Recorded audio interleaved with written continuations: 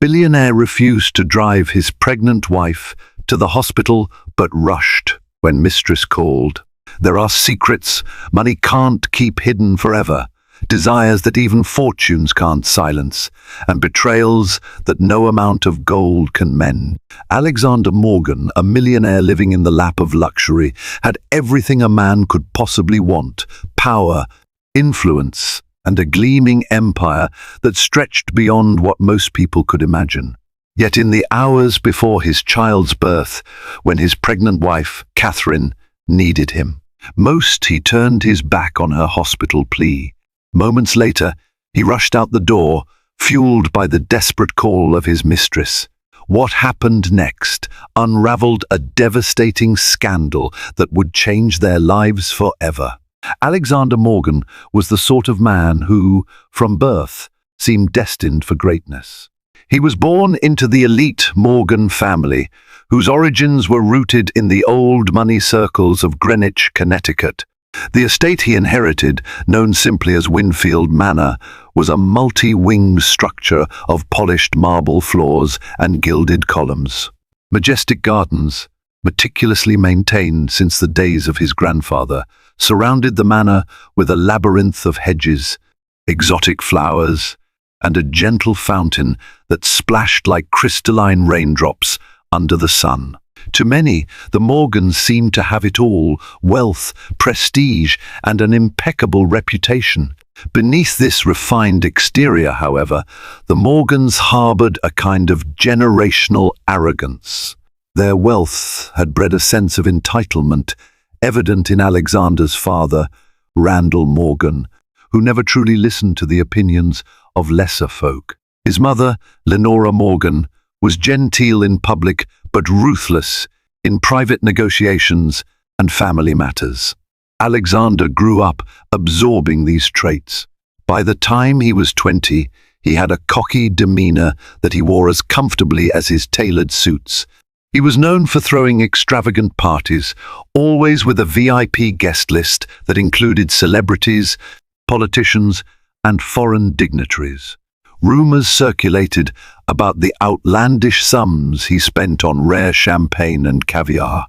Yet these trivialities paled in comparison to the cunning mind that made him a formidable businessman in his own right. But it was not strictly arrogance that defined him. Alexander had inherited his mother's quick wit and father's relentless ambition. By his mid-20s, he had expanded the family fortune into technology investments, real estate, and even a high-end fashion brand. His name was whispered at exclusive clubs in Monaco and rubbed shoulders with venture capitalists in Silicon Valley. People either loved him or envied him. Either way, they never stopped talking about Alexander Morgan. In this swirl of wealth and status, he encountered Catherine Beaumont, a talented interior designer whose refined artistry had caught the eye of New York's upper crust. She was elegant, with a keen sense of color and an understanding of space that transcended standard design. Her skill attracted Alexander as he sought to renovate Winfield Manor into something new and daring, yet still dignified. A professional relationship was born, and from it sprang a personal connection that neither had anticipated. From the outside, Catherine was everything the Morgan family admired in a potential partner for Alexander: sophisticated, poised, and polished. She came from a modest yet respectable background, and her sense of style was impeccable. Catherine was not a typical gold digger. As people might label a woman who married into money, she had built her own successful design firm, Beaumont and Company, and had a flourishing client base even before crossing paths with Alexander. Their courtship was straight out of a glossy magazine, filled with luxurious trips to Paris, weekends on a private yacht in the Mediterranean, and exclusive dinners at the finest restaurants Manhattan had to offer. As a couple, they were soon featured in society columns, lauded as the latest power duo of the city. Friends speculated about a grand wedding, and indeed, it soon happened at an exquisite ceremony held in the lush gardens of Winfield Manor. under glimmering fairy lights and attended by hundreds of elites. No one suspected the clouds forming on the horizon. Marriage, despite the fairy tale opulence, brought Catherine face to face with the reality of life as a Morgan. Alexander was not an easy husband to please. He had grown up in a household where emotions were seldom shown and conflicts were brushed under expensive rugs. In moments of tension, his solution was to withdraw into his vast office, distracting himself with work or a fresh business opportunity. Catherine, on the other hand, believed in openness and communication. She had grown up with a supportive mother and father, Linda and Gerald Beaumont, who encouraged talking through problems.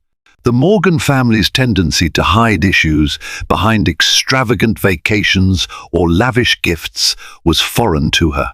Early in their marriage, small arguments about schedules, social events, and demands of work were resolved quietly, with Catherine often giving in for the sake of peace. She understood Alexander was busy, juggling multiple ventures, but she also believed that once the dust settled, they would learn how to be a strong couple. After all, love had brought them together, and love was supposed to endure. The trouble began when Catherine noticed that Alexander's nights out with business partners became more frequent. He would casually mention a new investor meeting late at night, an impromptu conference with foreign partners, or a glamorous gala in the city he simply had to attend. Yet Catherine, uninvited, was left home alone. She tried to brush off her concerns, reminding herself of how important building connections was to the Morgan legacy. But an unsettling knot formed in her stomach each time Alexander's phone buzzed, especially when he darted out of the room to answer calls in private. She never accused him outright of wrongdoing. She wanted evidence, but more than that, she wanted trust. Some nights, Catherine found herself sitting in their grand living room, the gold-framed mirrors and plush sofas mocking her solitude. She would stare at the clock, each tick echoing the quiet frustration in her heart. Alexander often breezed in after midnight, sometimes smelling of expensive perfume that wasn't hers. When asked, he'd mumble about large gatherings where everyone was wearing different fragrances. Catherine wasn't convinced, but she swallowed her suspicions, determined to maintain her dignity and composure. Family gatherings at Winfield Manor also started to weigh heavily on her. Alexander's mother, Lenora, a rigid woman who believed the Morgan men could do no wrong, would chastise Catherine for any perceived failure. Her attire was never quite right, her table manners not refined enough, or her inability to conceive a child quickly enough to continue the Morgan lineage. Such remarks were painful, but Catherine did her best to smile politely, taking the jabs in silence. Little did Lenora know, Catherine had been yearning for a child as much as Alexander seemed to avoid the subject. In truth, Catherine feared that a child might only further complicate her shaky marriage, but she also clung to the hope that motherhood might bring her and Alexander closer, teach him responsibility, patience, and empathy. It was a gamble she wasn't sure she was ready to take, but fate had different plans. Amid the extravagant dinners and stifled whispers in the mansion's hallways, Catherine discovered she was pregnant. A swirl of emotions engulfed her that day: excitement, anxiety, a flickering sense of triumph. She quickly scheduled an appointment at a private obstetrics clinic in Manhattan, wanting to confirm the news with absolute certainty. There, she met Dr. Gabriel White, a gentle physician who recognized her name. Immediately news traveled fast in society circles. Dr. White confirmed her pregnancy and gave her a long list of guidelines. He stressed the importance of rest, a balanced diet, and emotional well-being. Catherine left with a baby's first ultrasound image, a picture she found herself staring at in a flutter of awe. She slid it into her purse, heart pounding, thinking of the best way to break the news to Alexander. Yet upon arriving home, Catherine found the mansion eerily quiet. She sent a quick text to Alexander. "I have something important to tell you. Please come home as soon as possible." No response came. She waited, pacing the marble floors, replaying every scenario in her mind. Would he be happy? Would he feel burdened? She tried to remain positive, imagining his arms wrapping around her in excitement. He arrived near dawn, exhausted and slightly tipsy. Catherine gently guided him to bed, wanting to postpone the conversation until he could fully absorb the news. That morning, when the first rays of sunlight peeked through the heavy drapes, she placed the ultrasound photo on the breakfast table and mustered all her courage. "Alexander," she began, her voice trembling, "we're going to have a baby." He stared at the ultrasound image for a long moment, blinking in disbelief. There was an emotion fleeting across his face, something close to shock, perhaps fear, maybe even awe. But just as soon as Catherine thought he might smile, a guarded look replaced it. "A baby?" he repeated. "Yes," she answered, reaching out to touch his hand. He cleared his throat, looking away. "That's big news." Are you feeling all right?" His questions were mechanical, lacking warmth. Catherine's heart sank. She tried to stay composed, hoping that once his initial surprise wore off, he'd show excitement. Alexander gave her a quick kiss on the forehead, muttered something about needing time to process, and retreated to his office. Catherine told herself he was just overwhelmed. It had been a late night after all. She decided to give him space, assuming he would come around once the shock subsided. However, for every day that passed, Alexander remained distant. She would find him absorbed in business calls, reading through financial reports, or making plans that excluded her. The only mention of the baby came in passing remarks, usually overshadowed by talk of brand expansions or property deals. Disillusionment began to weigh on Catherine's hope. As months went by, Catherine's pregnancy progressed. Physically, she felt the changes, morning sickness that had her rushing to the bathroom, mood swings that she tried to temper around the maids and staff. She found comfort in preparing a nursery, selecting paint colors, and examining different crib designs. Even though Alexander never seemed to care much about the details, it was during this time that a worrying rumor reached Catherine's ears. One of the mansion's staff, Alma, an elderly maid who had worked with the Morgan family for decades, saw the way. Alexander's phone lit up late at night, and how he disappeared for hours, only to return with a guilty tension in his eyes. Alma, sympathetic to Catherine's plight, muttered a warning. "Be careful, Miss S. Morgan. There is something you should know." Catherine's pulse quickened. She asked what Alma meant, and the maid hesitated. "I've seen him leaving with that woman," Alma finally whispered. A torrent of questions and fears surged in Catherine's mind. Who was she? How long had this been going on? Was Alexander in love with someone else? She recalled how, at the start of her pregnancy, she had once picked up Alexander's phone only to see a text message from a certain Elena Parker. She had dismissed it, thinking it was a business partner or an associate in one of his many ventures. But that name started to echo in Catherine's thoughts more persistently now. She also remembered the expensive perfume that clung to Alexander's suit's perfume that was definitely not hers. Rather than confronting him immediately, Catherine attempted to gather evidence. One evening, she went to Alexander's office under the pretense of asking for help with financials for the nursery. While he was showering, she found his phone on the table, still unlocked. Guilt gnawed at her, but she pressed on, afraid of what she might discover. At first, she saw emails regarding property developments and a chain of hotels he was investing in. But then, a series of messages on an encrypted app drew her attention. Elena Parker, I miss you. Can we meet?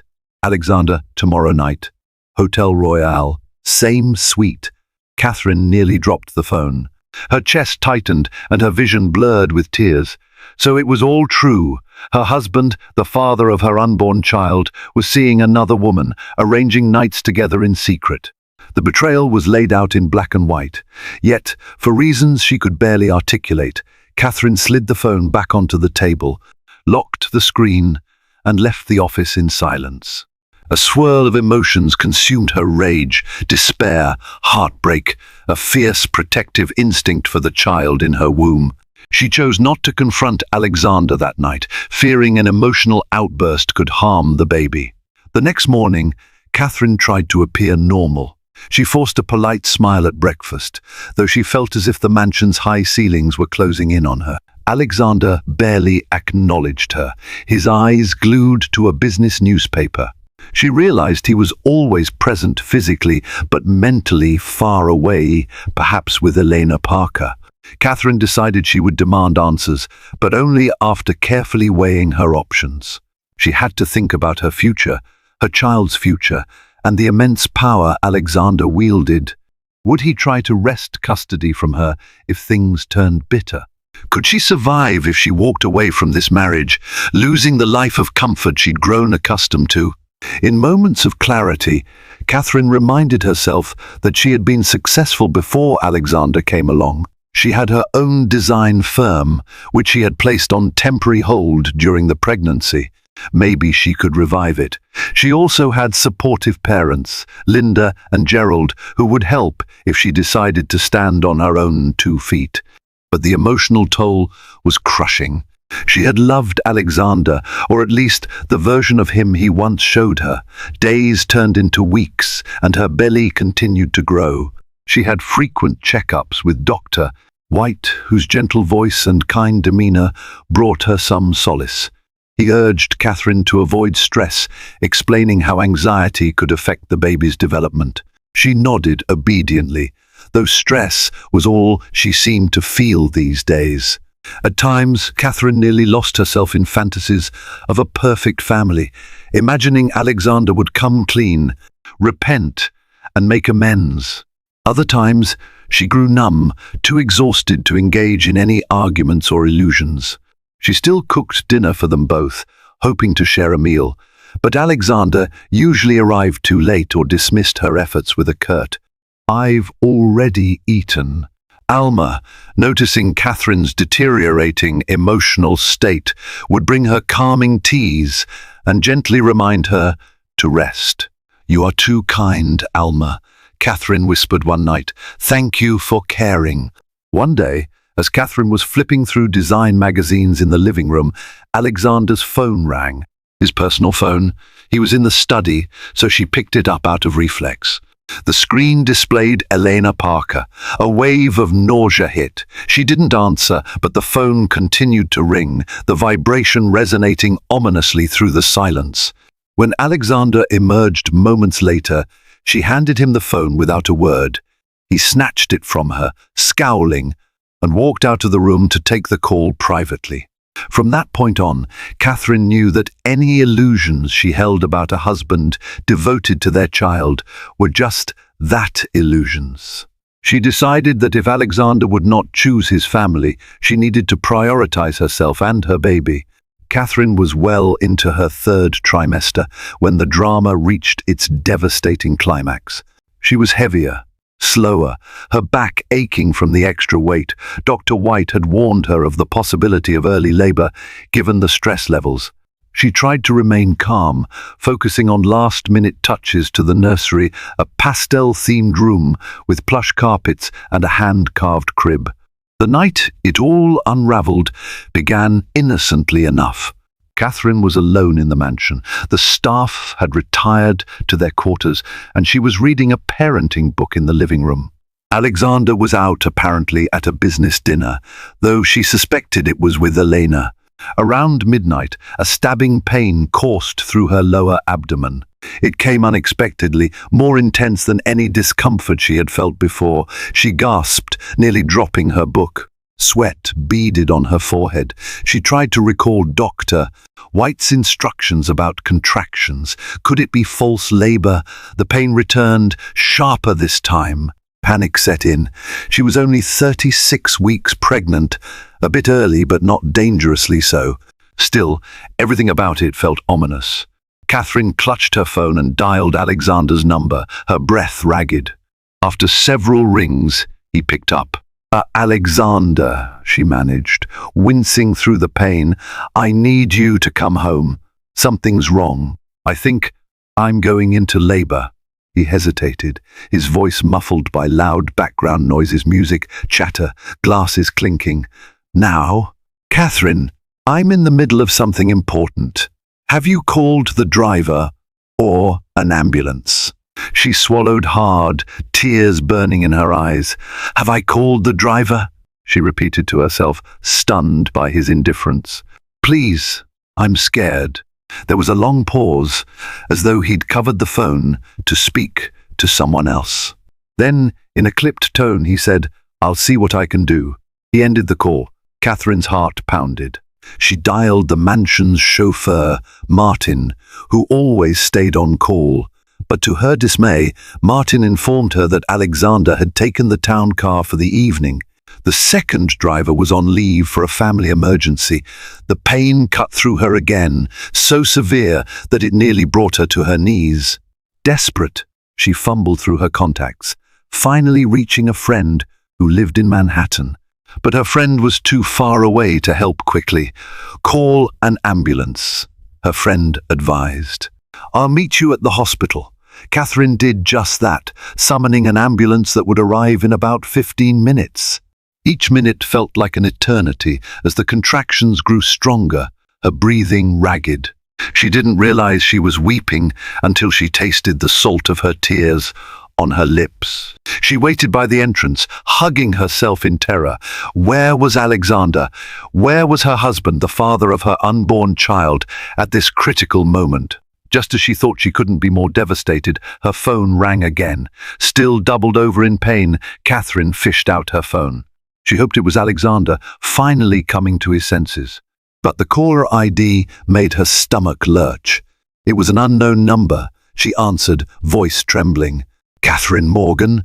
An anxious voice asked. This is Dr. Gabriel White. I'm calling because your husband just rushed in with a woman. She's in labor. Catherine's mind reeled. What do you mean? She asked through clenched teeth. Dr. White sounded perplexed. Alexander Morgan arrived with Elena Parker. She's apparently pregnant, and it seems she's going into early labor as well. He told me to phone you and ask if you could come, but the rest of his words merged into an indecipherable roar in Catherine's ears. Alexander had refused to come home for her, his pregnant wife, but he was rushing to the hospital for Elena Parker, his mistress, who was also carrying his child. It was a betrayal so profound that Catherine couldn't breathe. Her legs threatened to collapse beneath her. She forced herself to inhale, remembering her own crisis. The ambulance sirens approached, and moments later, paramedics were lifting her onto a stretcher. As the ambulance sped away towards St. Joseph's Hospital, Catherine lay on the stretcher, tears streaming down her face. She clutched her belly, half in physical agony from the contractions, half in emotional torment from the revelation. She realized with nauseating clarity that Alexander had been leading a double life, two pregnant women, both in their final stages of pregnancy, both in need of him, and he had chosen Elena. By the time Catherine arrived at St. Joseph's, she was in full labor. Nurses rushed her into a delivery room while she begged to see Dr. White. It turned out he was occupied with another patient, Elena Parker, who was in the private suite next door. Catherine's friend from Manhattan, Alyssa, soon arrived, grabbing Catherine's hand and trying to calm her. The contractions intensified. Nurses gave Catherine an epidural to manage the pain, but her emotional turmoil was not so easily numbed. She kept hearing voices in the hallway, glimpsing the frantic movement of doctors. She wondered if Alexander was rushing between Elena's room and hers, but if he was, he never showed his face to Catherine. Hours crawled by in a haze of pain and heartbreak. Finally, Dr. White entered Catherine's room, looking harried but compassionate. You're doing well, he assured her. Just a bit more, and he was interrupted by a nurse whispering something in his ear. Doctor, White nodded gravely. "Excuse me," he said, rushing out again. Catherine guessed he was going back to Elena. The betrayal burned like acid in her throat. Before dawn broke, Catherine gave one last push, and a newborn's piercing cry echoed through the delivery room. Tears of relief and heartbreak streamed down her face. She was a mother, now a mother, in the loneliest sense imaginable. The nurse placed a baby boy in her arms. He was warm, fragile, blinking at the harsh hospital lights. In that instant, Catherine felt a surge of unconditional love, a fierce determination to protect him from the chaos that was his father. She asked if Alexander was outside. The nurse shook her head apologetically. Alyssa hugged her and whispered, "I'm so sorry, Catherine." A few hours later, as Catherine tried to rest, Dr. White returned to check on her. "Your baby is healthy," he said. "He's in the neonatal ward for observation, but he's fine." He paused. "Elena Parker had a baby girl. She's stable as well." Catherine's lips trembled. "And Alexander?" she asked, though she could guess. "He left about an hour ago. I believe he went home with Miss Parker's baby." She insisted on discharging early, and Alexander seemed very worried. The final blow. He had left Catherine alone in the hospital, but had escorted his mistress and their newborn daughter. Catherine felt like she was drowning in humiliation and sorrow. Catherine spent 2 days in the hospital. Alyssa stayed by her side, helping with everything from paperwork to baby care. Meanwhile, Alexander sent no messages, made no calls. A cold, paralyzing anger replaced Catherine's sorrow. She vowed that once she returned home, she would confront him directly. If he wanted a divorce, so be it. If he wanted to fight, she would fight back. She would not be a doormat any longer.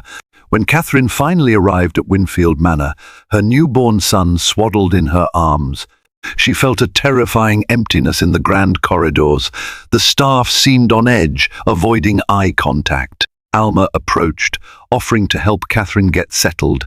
"Mr. Morgan is in the study," she whispered. Catherine nodded, steeling herself. She handed her son to Alma, who cradled him gently. Summoning her courage, Catherine walked down the hall, each step echoing in her ears. She found the study door slightly ajar. Inside, Alexander sat behind his mahogany desk, his head bowed. Standing beside him was Elena Parker. The sight of them together in her home was a shock. Elena held a delicate baby girl, only days old.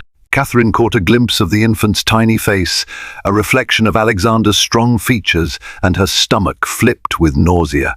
Alexander looked up, startled to see Catherine. "Catherine, you're back," he said lamely. She clenched her fists, her voice trembling with fury. "What is this, Alexander? I come home from the hospital, alone, after giving birth to our son, and find you here with your mistress and your other child in my house?" Elena shifted uncomfortably, her face pale. Alexander said, "We could stay here temporarily," she murmured. "I have nowhere else to go." Catherine laughed bitterly, tears pooling in her eyes. "You have nowhere else to go? You think that justifies any of this?" Alexander stood up, hands raised in a feeble gesture of peace. "Listen, Catherine, let's be rational. I didn't plan this. It just happened. Elena's baby was early. She needed me there. And you, well, you had the ambulance. You were taken care of. You think that excuses anything?" Catherine shouted, her voice echoing off the ornate walls. "You left me in labor and rushed to her side. Do you realize how humiliating, how heartbreaking that is?" Elena began to cry, her tears streaking her makeup. "I'm sorry, but I love Alexander, and he loves me too." She looked at Alexander for confirmation. He said nothing, but his silence spoke volumes. Catherine's fury soared to new heights, but she also felt a deep sadness pulling her down. "Did you love me at all?" she asked quietly, voice quivering. "Or was I just some trophy wife you paraded around while you kept your real life hidden?" Alexander swallowed. "It's not like that. He hesitated, then let out a long breath. I care for you, Catherine, but Elena and we have a different connection. It began before you got pregnant. I'm sorry."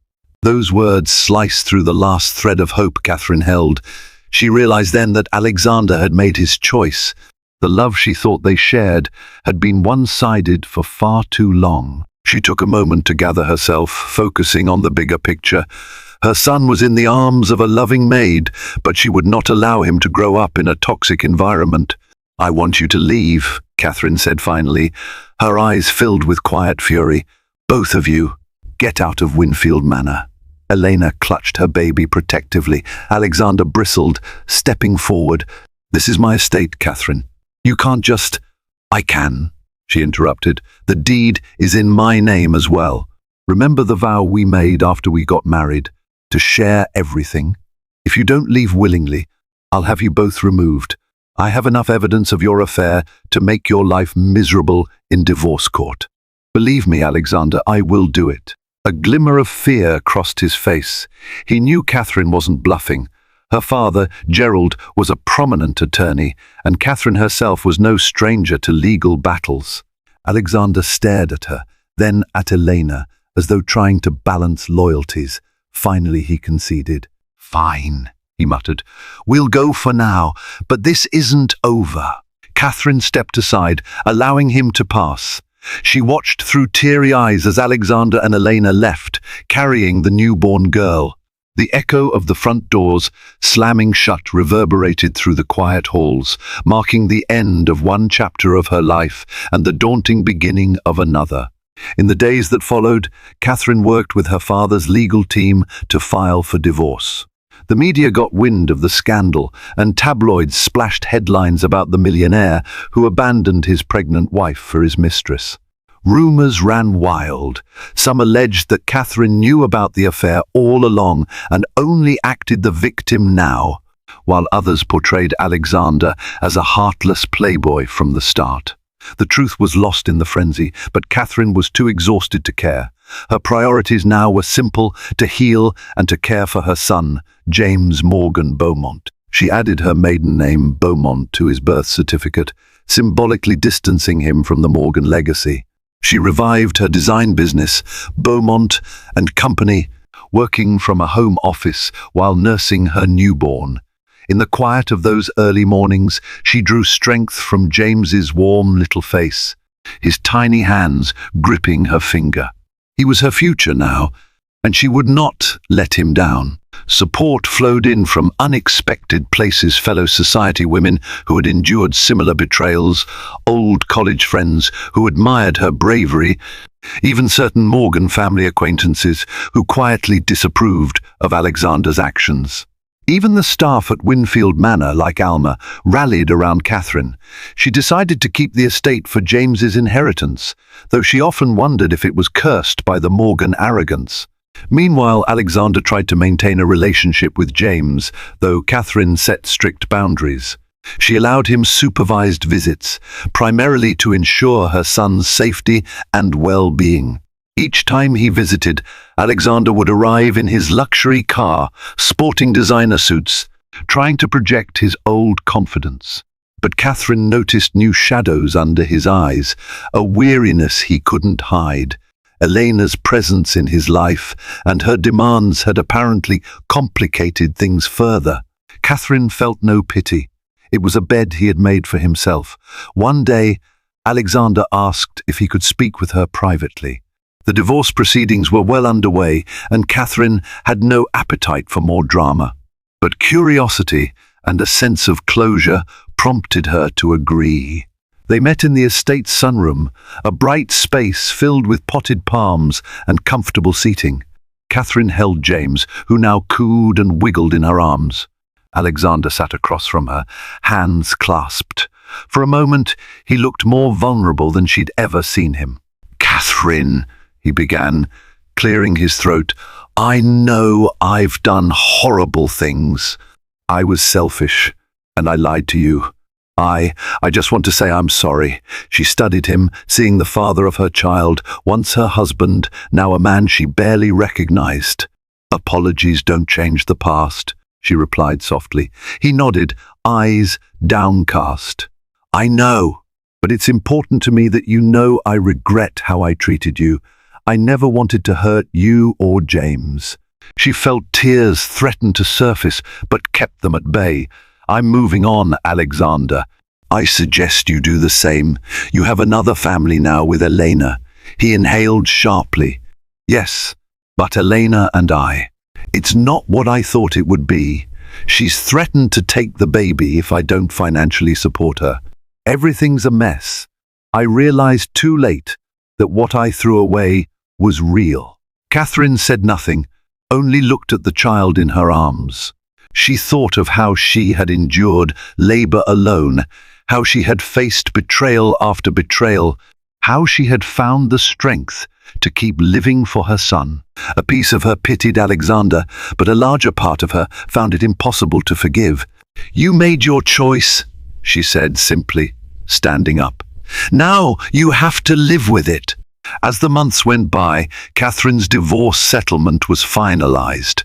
Despite the sensational headlines, Catherine managed to negotiate a substantial agreement that would secure James's future.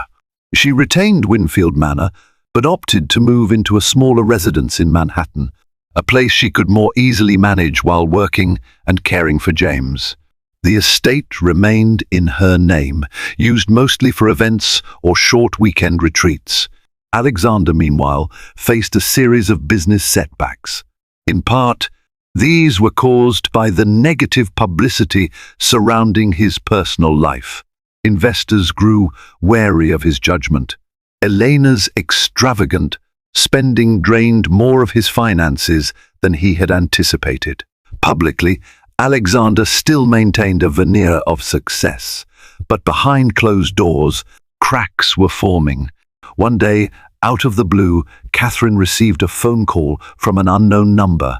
She almost ignored it, but curiosity got the better of her. The voice on the other line was timid. "This is Elena Parker." Catherine froze. Her heart pounded. "Why are you calling me?" There was a short pause. I'm sorry. I know I'm the last person you want to talk to, but I need your help. Alexander and we're in trouble." A surge of anger flared in Catherine. She nearly hung up. "After everything you both did, you have the nerve to ask for my help." But something in Elena's trembling voice gave her pause. "What sort of trouble?" Catherine asked, trying to remain calm. Elena explained that Alexander had been entangled in a business deal gone wrong, leaving them on the verge of financial ruin. Debt collectors were harassing them, threatening lawsuits. Elena feared for the safety of her daughter, Darcy. "I don't know what else to do," Elena pleaded. "Alexander won't ask for help, and I have nowhere else to turn. Please, Catherine, he's still the father of your child. If something happens to him, it affects all of us." Catherine closed her eyes, battling conflicting emotions. She wanted to tell Elena to deal with the mess on her own, but the reference to James made her pause. As much as she loathed Alexander for his betrayal, he was indeed James's father. If he ended up in prison or financially ruined, the stigma would indirectly affect James's life too. "Let me think about it," Catherine finally said, her voice cold. "I'll call you back." She hung up, her stomach twisting in knots. She had worked hard to rebuild her world, to carve out a new life for herself and James. Did she really want to get dragged back into Alexander's mess? Catherine scheduled a meeting with her father, Gerald Beaumont, to discuss the legal implications of helping Alexander. Over a cup of coffee in her Manhattan apartment, she laid out Elena's desperate plea. Gerald listened patiently. "Legally, you have no obligation," he said, "but morally, well, that's up to you. Alexander's misfortunes might cast a shadow on James's future. If you help him, you might ensure some stability. But if you do nothing and Alexander's empire collapses, that will certainly affect child support, among other things." Catherine wrestled with the decision for several days. Ultimately, she concluded that while she owed Alexander nothing personally, she had to consider James's long-term well-being. She decided to extend a measure of assistance, but with strict conditions. She would make a short-term loan to Alexander's failing venture, enough to stabilize it, on the legal condition that the funds were solely for business restructuring. She also demanded that Alexander sign an addendum to their divorce settlement, ensuring no further claims on her or James in case of future financial disasters. When she finally called Elena with the terms, she expected pushback or outrage, but the mistress only expressed gratitude. "Thank you," Elena breathed. "You're doing more than I deserve." Catherine couldn't disagree with that. She orchestrated a meeting in her attorney's office. Alexander showed up looking haggard, his once proud shoulders slumped under the weight of debt and regret. Elena stood by him, clutching their infant daughter.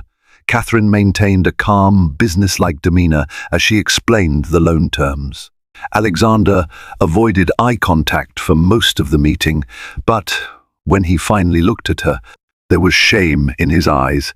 "I don't deserve this kindness," he said. "I know that." Catherine's gaze remained impassive. "Kindness? No, this is about responsibility. I'm only protecting our son and ensuring you don't drag him into your ruin." He nodded, signing the paperwork without hesitation. Over time, Alexander used the funds to reorganize his businesses, narrowly avoiding complete bankruptcy. The tabloids eventually moved on to other scandals, and Catherine's life grew increasingly settled. Her design firm flourished once again, and she found fulfillment in motherhood. Balancing work and parenting wasn't easy, but Catherine thrived on the challenge. Every evening, she rocked James to sleep, reading him bedtime stories. His playful giggles were a reminder of what truly mattered. As for Alexander and Elena, their relationship grew strained under financial pressures and the lingering guilt of how they'd come together. Rumor had it that Elena left him a year later, taking their daughter elsewhere, though Catherine only heard these whispers in passing. Alexander's presence in James's life remained minimal, occasional visits, lukewarm attempts at fatherhood. Catherine neither encouraged nor obstructed these visits. If James wanted to see his father, she would not deny him, but she also wouldn't pretend that Alexander was a reliable figure. In a twist of fate, Catherine found herself at peace with the outcome. She had discovered a reservoir of strength. She never knew she possessed strength, born out of betrayal and heartbreak, channeled into rebuilding a life on her own terms. She had faced the ultimate humiliation of being forsaken in her hour of greatest need, but she had refused to be defined by that moment. Instead, she rose from the wreckage, determined to give her son every advantage in life. She wanted him to grow into a man who respected women, who stood by his commitments, who knew love was not to be trifled with. Years drifted by in quiet, steady transformation. What once was a grand stage of betrayal and heartbreak turned into a landscape of learning and growth for Catherine Beaumont. She'd learned to stop defining herself by the wounds of the past and, instead, shaped a fulfilling life around her passions, her son, and the principles she clung to so fiercely: honesty, self-respect, and perseverance. In the aftermath of her divorce, Catherine decided to remain at Winfield Manor just long enough to ensure the property was well maintained and financially sound for her child's future. With help from her trusted friend Alyssa and loyal staff like Alma, she made the mansion presentable for exclusive events, charity galas, art exhibitions, and even high-profile corporate functions. Those events not only generated revenue, but also quietly recast the estate's reputation from a site of scandal to a beacon of sophisticated gatherings. Her growing design firm, Beaumont and Company, soon became the talk of Manhattan's high society. Catherine channeled her heartbreak into creative innovation. Intricate color palettes and daring furniture concepts reflected her personal journey from darkness into light. Prestigious commissions poured in, allowing Catherine to expand to London and Paris within 3 years. The initial fear that her personal scandal might ruin her career faded with each successful project. Her talent and professionalism spoke louder than any tabloid headline. Though balancing single motherhood with an expanding empire was far from easy, Catherine discovered a profound inner strength. Each morning she rose early to feed her son, James, who beamed at her with bright eyes that reminded her of why she worked so hard. She would rock him in the glow of dawn, telling him gentle stories of faraway lands before diving into phone calls with international clients or scribbling design notes in her leather-bound planner. Even at such a young age, James seemed to sense his mother's love. He cooed and kicked with excitement whenever she cradled him in her arms. When James was old enough to toddle around, Catherine decided it was time to move from Winfield Manor into a more modest but beautiful townhouse in Manhattan. The manor, while grand, felt weighted with too many memories she wished to leave behind. She visited often for business events, but she craved a fresh start, an environment uncluttered by the haunting echoes of Alexander's betrayal. Her new home, a brownstone with tall windows and a cozy garden, became her sanctuary, a place she filled with bright paintings, minimal furniture, and photographs that captured her son's every milestone. In the swirl of these life changes, Alexander Morgan remained a distant figure. Their divorce settlement granted Catherine sole custody, though she allowed him scheduled visitation rights. In the early months, he arrived promptly for these visits, still wearing an air of forced confidence. He brought expensive gifts for James, tiny suits, overpriced toys, and gold-engraved keepsakes. Yet as time passed, his visits grew sporadic. Rumor had it that Alexander was struggling to keep his finances afloat amid ill-advised business deals and the public fallout of his affair. Catherine neither celebrated his misery nor welcomed him back into her life. She remained cordial but distant, setting boundaries to protect the stability and peace she had cultivated for herself and James. From time to time, Catherine heard murmurs about Elena Parker. She had apparently left Alexander not long after their daughter turned one, claiming the relationship was too burdensome and that Alexander was too unstable. Catherine felt a complicated tangle of emotions when she heard these whispers, part vindication, part sadness. She pitied Elena in a small way.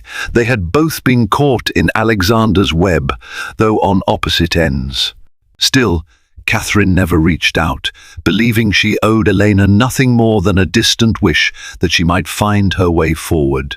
Amid these developments, Catherine focused on her deeper aspirations. She began mentoring younger women starting their own businesses, particularly single mothers who struggled to break into competitive industries. Her personal story made her an empathetic figure, and she found new purpose in giving others the guidance and support she once wished she'd received. She launched a foundation, Beaumont Future and Vision, which provided seed grants and workshops on financial planning, marketing, and design fundamentals. Seeing the spark in these women's eyes filled Catherine with a satisfaction that no amount of personal vengeance could ever replicate. Life also offered Catherine small windows of romance. She dated discreetly, meeting interesting men from diverse backgrounds, a Paris-based art curator who shared her love of modern sculpture, a venture capitalist from Silicon Valley who admired her drive and ingenuity. Each relationship was a lesson in trusting again, and though none developed into a lifelong commitment, Catherine never regretted opening her heart. She had learned to set firm boundaries, to demand respect for her time and her role as a mother, and to speak her mind without fear of judgment. James thrived in this atmosphere of love and careful structure. By his 4th birthday, he was a curious, bright-eyed boy, quick to notice details in the world around him, like how the sunlight patterned their living room floor or how the lines of a building curved against the sky. Catherine saw in him a budding artist's soul, perhaps inherited from her. She celebrated his talents, enrolling him in creative play classes and encouraging him to paint or draw whatever captured his imagination. Often, she found his little scribbles taped to the walls, rough shapes, crayon marks, and experimental colors. Each drawing felt like a gift, a promise that the future might still hold beauty and wonder, no matter what storms had torn through their past. In quieter moments, when James asked about his father, Catherine offered gentle truths. She explained that Alexander loved him in his own way, but had chosen a different path. She was careful never to fill James's young mind with bitterness or resentment. Life had taught her that hatred only weighed one down, and she refused to pass that burden to her child. Instead, she focused on hope and gratitude, the hope that James would grow up to be a compassionate, respectful man, and the gratitude that they had each other and more love than any betrayal could ever destroy. On one sunny afternoon in Central Park, Catherine watched James chase pigeons with squeals of glee. As she relaxed on a bench, she reflected on the woman she'd become, a far cry from the trembling wife who once begged her husband to drive her to the hospital. A gentle breeze caressed her face, and she inhaled deeply, savoring the moment. She was no longer haunted by the memory of that night when Alexander's betrayal loomed larger than anything else in her life. Instead, she felt the warmth of the sun, the beating of her own heart, and the unbreakable bond she shared with James. Catherine had come to understand that she didn't need revenge or validation from her ex-husband or anyone, for that matter, to find peace. She had spent years rebuilding, forging a life that was authentic and fulfilling, untainted by the scars of the past. Though the journey had been fraught with tears and turmoil, it led her to this serene moment, watching James squeal in delight as a flock of birds took off into the bright sky. She realized that happiness, once so elusive, had found them after all. And in that instant, Catherine knew this was her true victory, a life defined by her own resilience, her son's laughter, and the unwavering conviction that even the deepest wounds could be transformed into a source of unexpected strength. The saga of Alexander Morgan and Catherine Beaumont Morgan is a chilling reminder that even wealth and prestige cannot shield us from betrayal and heartbreak. Love, trust, and family ties hang by delicate threads that can snap when selfish desires are allowed to run rampant. Yet in the aftermath of devastation, it's possible to rebuild stronger, wiser, and determined to protect what truly matters. If Catherine's journey taught us anything, it's the power of resilience and the importance of self-worth. No matter how dark the circumstances, hope and perseverance can pave the way to a brighter tomorrow. Thank you for joining us on this emotional roller coaster of shattered vows, hidden affairs, and newfound independence. If this story moved you, please hit that like button, share it with your friends, and subscribe to our channel for more gripping tales. Your support means everything. Stay tuned for our next dramatic story.